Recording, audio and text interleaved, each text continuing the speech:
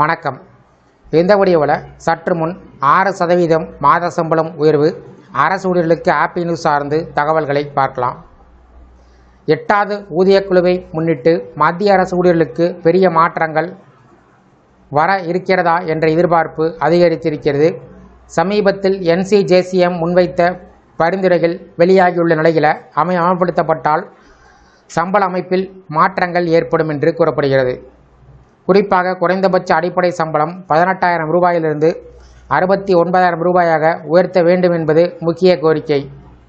இதற்காக fit and factor 3.83ஆக நிர்ணயம் செய்யப்பட வேண்டும் என்று பரிந்துரை செய்யப்பட்டுள்ளது. அதனோடு ஆண்டுதோறும் 6% சம்பள உயர்வு வழங்கப்பட வேண்டும் என்றும் கூறப்பட்டுள்ளது. 2026 ஜனவரி 1 முதல் இந்த மாற்றங்கள் அமல்படுத்தப்பட வேண்டும் என்றும் எந்த தாமதமும் இல்லாமல் நடைமுறைப்படுத்த வேண்டும் என்றும் வலியுறுத்தப்பட்டுள்ளது. இந்த பரிந்துரைகள் செயல்படுத்தப்பட்டால் தற்போதைய 18 லெவல் பே மேட்ரிக்ஸ் அமைப்பு 7 லெவல்களாக எளிமைப்படுத்தப்படலாம். இதனால் குறைந்த நிலையில் அதிக ஆரம்ப சம்பளம் கிடைக்கும் வகையில் புதிய கட்டமைப்பு உருவாகும். அடுத்த நிலைகளில் சம்பளம் ரூபாய் 83,200 முதல் ரூபாய் 1.12 லட்சம் வரை உயரும் என்றும், மிட் லெவல் ஊழியருக்கு ரூபாய் 1.35 லட்சம் முதல் ரூபாய் 2.15 லட்சம் அல்லது அதற்கு மேல் ஆரம்ப சம்பளம் கிடைக்கும் வாய்ப்புகள் உள்ளன. அதேபோல் HRA குறைந்தபட்சம் 30% நிர்ணயம் செய்யப்பட வேண்டும் என்றும், பெருநகரத்தில் அதைவிட அதிகமாக வழங்கப்பட வேண்டும் என்றும் பரிந்துரைக்கப்பட்டுள்ளது. கூடுதலாக காப்பீட்டு திட்டங்கள் மேம்படுத்தப்பட வேண்டும் என்றும், பணிகாலத்தில் உயிரிழந்த ஊழியர்களுக்கு அதிக இழப்பீடு வழங்கப்பட வேண்டும் என்றும் குறிப்பிடப்பட்டுள்ளது. ஓய்வூதிய அமைப்பிலும் முக்கியமான மாற்றங்கள் கோரப்பட்டிருக்கின்றன. 2004 ஜனவரி 1க்கு பிறகு பணியில் சேர்ந்தவர்களுக்கு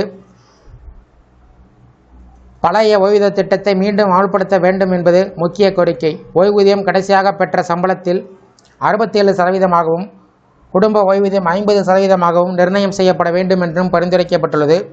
மேலும் ஒவ்வொரு 5 ஆண்டுகளுக்கும் ஓய்வூதியத்தை மறு ஆய்வு செய்ய வேண்டும் என்றும், 30 ஆண்டுகள் சேவைகளுக்குள் குறைந்தது 5 பதவி உயர்வுகள் அல்லது நிதி மேம்பாடுகள் வழங்கப்பட வேண்டும் என்றும் கூறப்பட்டுள்ளது. பெற்றோர் பராமரிப்பு விடுப்பு, தந்தை விடுப்பு காலம் ஆகியவற்றை நீட்டிப்பதுடன் மகப்பேறு விடுப்பை 240 நாட்களாக உயர்த்தவும் பரிந்துரைக்கப்பட்டிருக்கிறது. இவ்வாறான அனைத்து பரிந்துரைகளும் தற்போது ஆய்வில் உள்ள முக்கிய ஆவணங்களாக கருதப்படுகின்றன. முன்னாள் உச்சநீதிமன்ற நீதிபதி தலைமையில் அமைக்கப்பட்டுள்ள குழு 18 மாதத்தில் தனது அறிக்கையினை சமர்ப்பிக்க இருக்கிறது. அதற்கு பின்பு மத்திய அரசு இறுதி முடிவை எடுக்கும். எனினும் இந்த பரிந்துரைகள் அனைத்தும் இன்னும் உறுதி செய்யப்படாதவை என்பது குறிப்பிடத்தக்கது.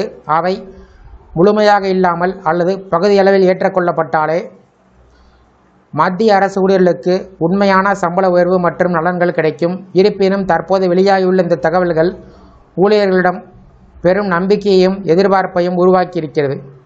இந்த வீடியோ குறித்த உங்களுடைய கருத்துக்களை கமெண்ட் செக்ஷனில் பதிவிடுங்க. இந்த வீடியோ பிடிச்சிருந்தா வீடியோக்கு லைக் பண்ணுங்கள். இந்த வீடியோவை அனைவருக்கும் ஷேர் பண்ணுங்கள். நன்றி.